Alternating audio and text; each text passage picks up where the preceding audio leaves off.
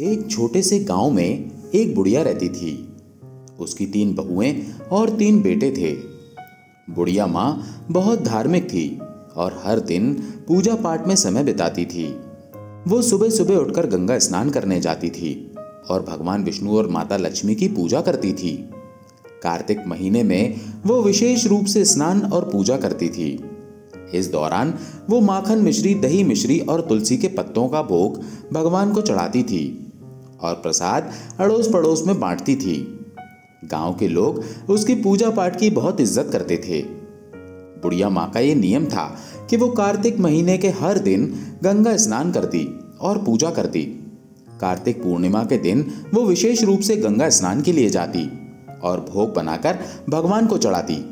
लेकिन उसकी 3 बहुओं को ये सब बिल्कुल पसंद नहीं था।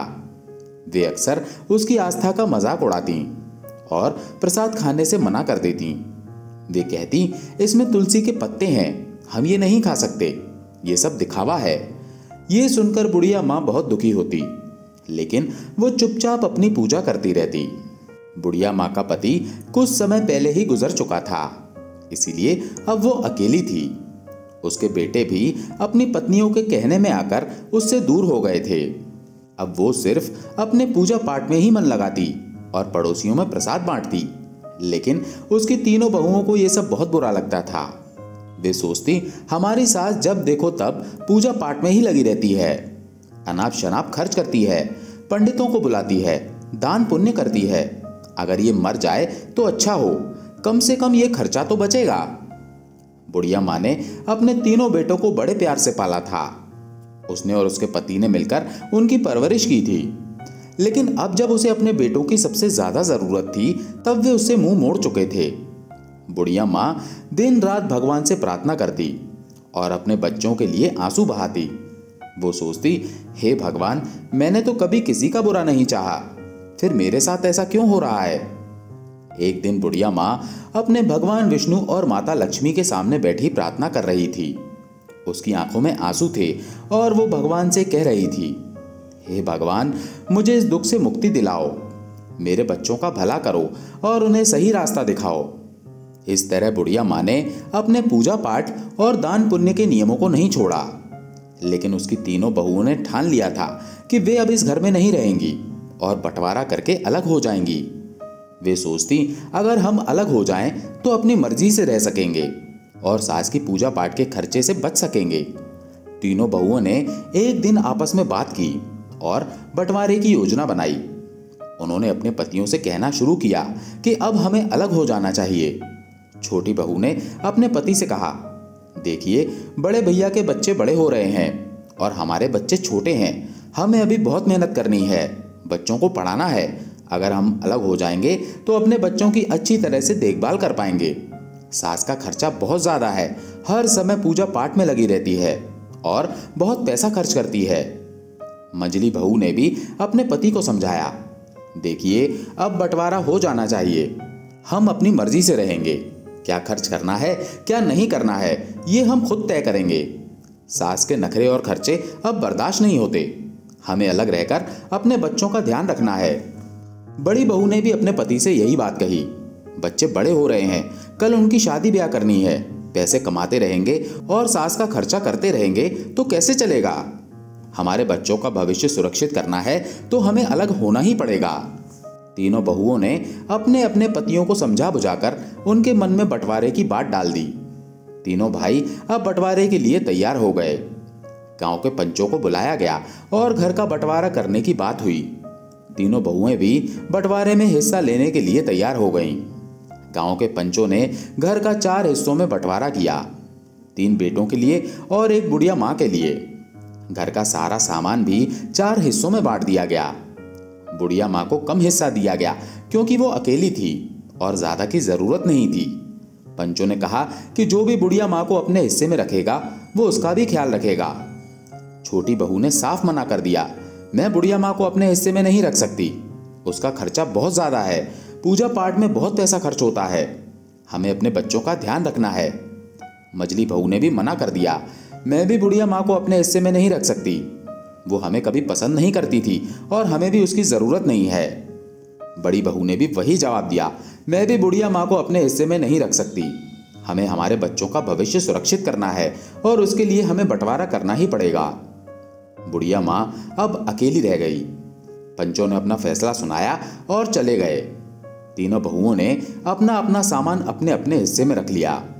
बुढ़िया माँ के हिस्से में जो झोपड़ी थी वो उसमें रहने लगी। अब वो अकेली थी और अपने बेटों से निराश होकर अपने भगवान से प्रार्थना करती रहती थी। अब बुढ़िया माँ अपने हिस्से की छोटी सी झोपड़ी में रहने लगी। वो रोज सुबह जल्दी उठकर गंगा स्नान करती और भगवान विष्णु और माता लक्ष्मी की पूजा करती। वो पहले की तरह ही भोग बनाकर भगवान को चढ़ाती और फिर अड़ोस पड़ोस में प्रसाद बांटती। लेकिन अब वो बहुत अकेली हो गई थी। उसके तीनों बेटों ने उससे मुंह मोड़ लिया था और उसकी बहुओं ने उसे घर से बाहर कर दिया था। वो रोज भगवान से प्रार्थना करती, हे भगवान, मुझे इस दुख से छुटकारा दिलाओ, मेरे बच्चों का भला करो और उन्हें सही रास्ता दिखाओ। बुढ़िया माँ के पास जो थोड़ा बहुत आटा, दाल और चावल था वो उसी से काम चलाती। वो सोचती, अब मुझे अपनी जिंदगी इसी तरह गुजारनी पड़ेगी।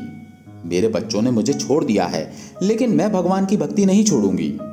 उसकी भक्ति में कोई कमी नहीं आई।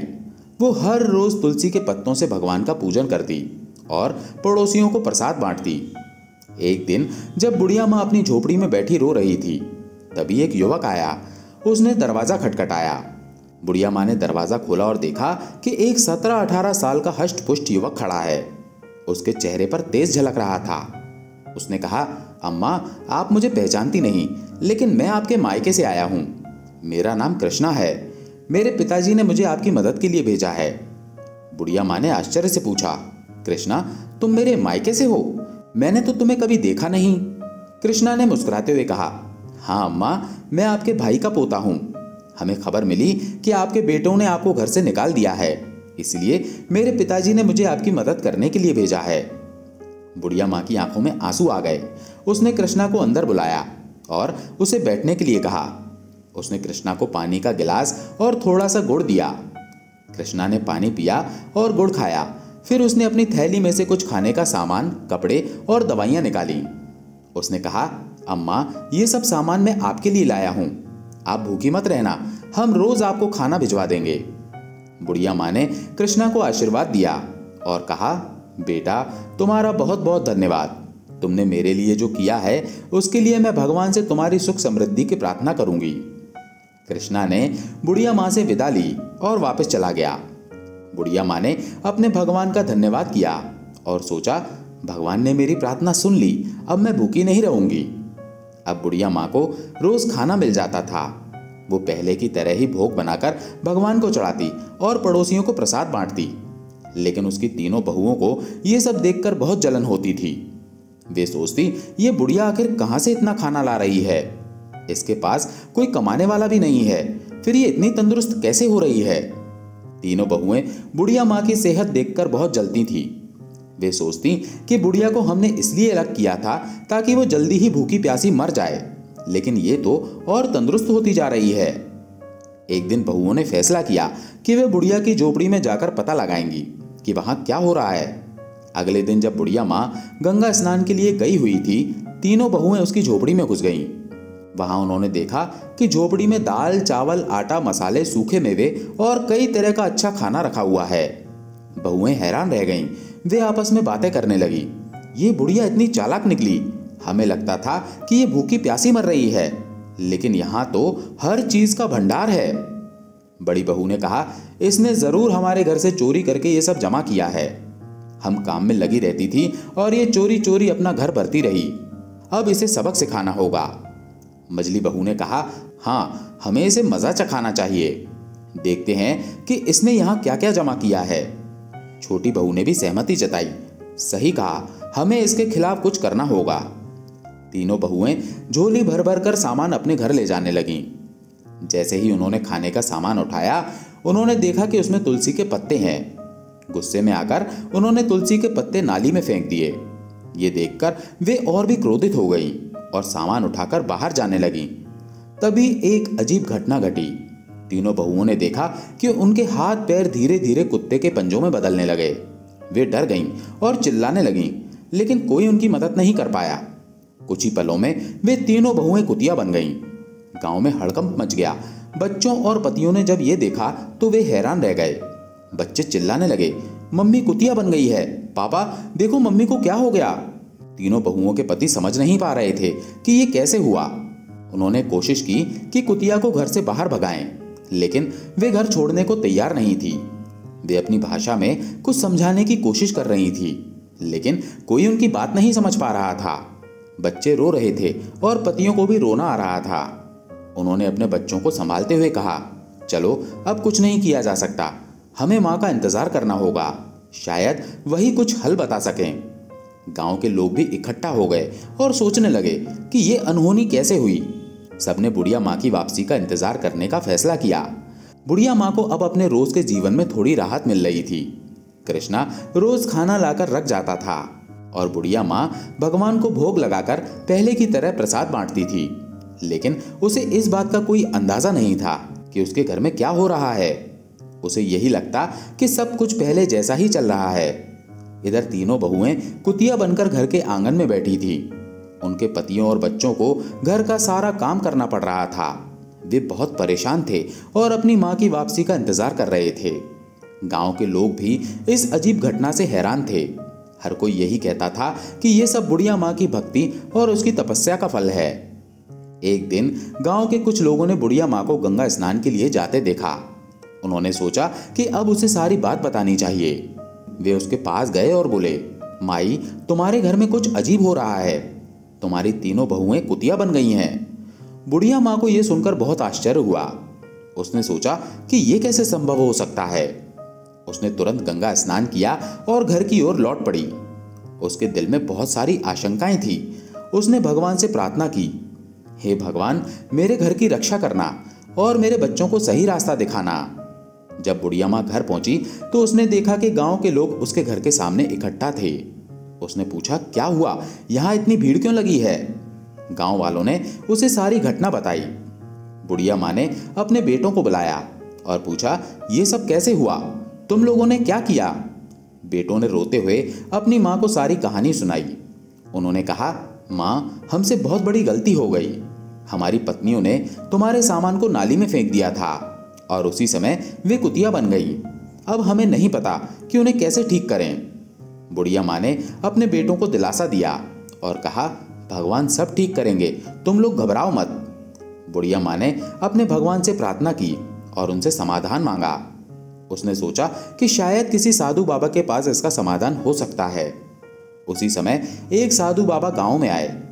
बुढ़िया माँ ने उन्हें अपने घर बुलाया और सारा हाल बताया। साधु बाबा ने ध्यान से सारी बातें सुनी और कहा, यह सब तुम्हारी भक्ति और तपस्या का फल है, लेकिन चिंता मत करो, इसका उपाय भी है। बुढ़िया माँ ने पूछा, बाबा कृपया मुझे उपाय बताएं, मैं अपने बच्चों को इस हालत में नहीं देख सकती। साधु बाबा ने कहा, तुम्हें कार्तिक महीने में विशेष पूजा करनी होगी। तुम्हारे स्नान के पानी से तुम्हारी बहुओं को नहलाना होगा और ब्राह्मणों को भोजन कराकर उनके झूठे भोजन को बहुओं को खिलाना होगा। इससे वे अपने असली रूप में वापस आ जाएंगी। बुढ़िया माँ ने साधु बाबा को धन्यवाद दिया और अपने बेटों को यह उपाय बताया। बेटों ने कहा, माँ हम तुम्हारी हर बात मानेंगे, हम इस उपाय को जरूर पूरा करेंगे। बुढ़िया माँ ने कार्तिक महीने की विशेष पूजा की तैयारी शुरू कर दी। उसके तीनों बेटे और गांव के लोग भी इस पूजा में मदद करने लगे। बेटों ने मिलकर पूजा का सारा सामान इकट्ठा किया और भगवान के लिए भोग बनाने की व्यवस्था की।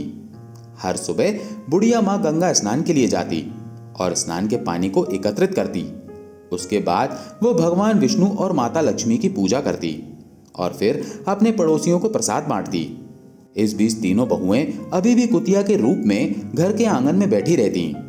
उनके पतियों और बच्चों को घर का सारा काम करना पड़ता था। बच्चों को अपनी माताओं की बहुत याद आती थी और वे अक्सर रोते हुए अपनी दादी से कहते, दादी माँ कब ठीक होंगी, हमें हमारी माँ वापस चाहिए। बुढ़िया माँ बच्चों को दिलासा देती और कहती, बेटा भगवान सब ठीक करेंगे, तुम धैर्य रखो और प्रार्थना करो। बच्चों को शांत करने के लिए वो उन्हें कहानियां सुनाती और उनके साथ समय बिताती। बुढ़िया माँ ने पूजा के लिए 5 ब्राह्मणों को बुलवाया।